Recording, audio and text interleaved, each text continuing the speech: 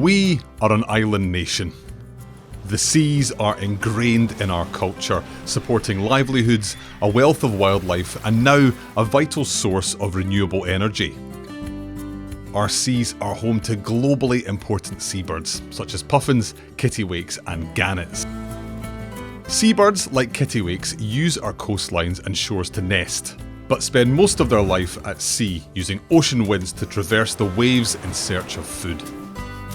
Our seas, although appearing a vast, open expanse of water, are actually an already incredibly crowded place to be, especially for a kittiwake. Despite travelling huge distances from land, they still come across human activity, such as fisheries, shipping, and increasingly, renewable energy.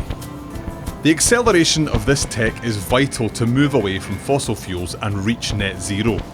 But the poor planning of marine activities, alongside a legacy of impacts, including from renewables expansion, is contributing to the poor state of our seas. Climate change and wildlife loss are connected, parts of the same problem that need joint solutions. To tackle climate change and restore nature, we need plans for our seas, plans that protect wildlife and the places they call home, while finding space for the vital expansion of offshore wind and other activities like fishing. In order to revive our seas, the acceleration of offshore wind must go hand in hand with actions that will help nature recover. Our seas are incredible places.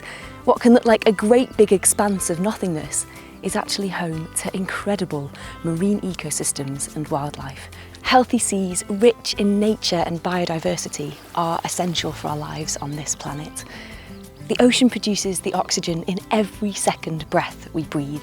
Our health and the health of our seas are inextricably linked. Our oceans have an enormous role to play in the climate crisis, storing a quarter of the carbon that we humans generate and regulating the planet's temperature. Offshore wind turbines are big. Much bigger than the ones on land. In fact, some of them are 3 times the height of Big Ben, and the wind farms themselves cover many hundreds of square kilometres. Just one rotation of some turbines can power a UK household for an entire day or two.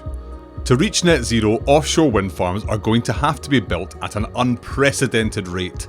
When we start considering activities such as fisheries and shipping, you can see how busy our seas really are and how we need to ensure a future for renewables and nature.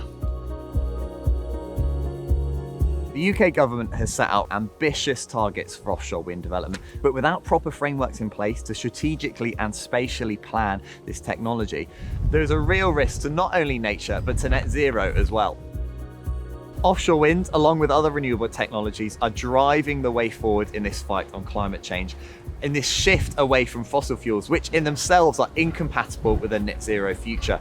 And this is why, for the next 10 to 30 years of marine development, we need to be doing this in harmony with nature. We have a real opportunity here to work together. This is pioneering ground. We're on the edge of a renewable industrial revolution. And we need to understand collaboratively how we can best use this opportunity for nature and for our energy transition. And this is going to take a government-led approach to the way that we use our seas, not only for offshore wind, but for fisheries and for shipping too. One of the best things that we can do is to ensure that there are areas of our ocean that are properly protected from human activity, giving nature a chance to bounce back after years of damage, allowing our seas to perform these amazing roles in mitigating climate change. We're at a crossroads. We could continue an approach that we know threatens both nature and our energy transition. Or we can rise to the challenge, using this moment as a catalyst for change and embed nature-positive actions in the acceleration of offshore wind. Renewable technology, especially offshore wind, is key to tackling climate change and increasing energy security. But it must be developed in a way that protects and restores the health of our seas.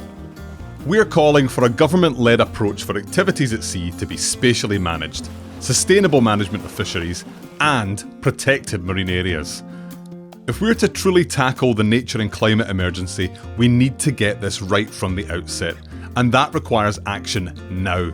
We must harness the ambition of Natur Bositif to catalyse ocean recovery and a truly transformative energy transition hand in hand.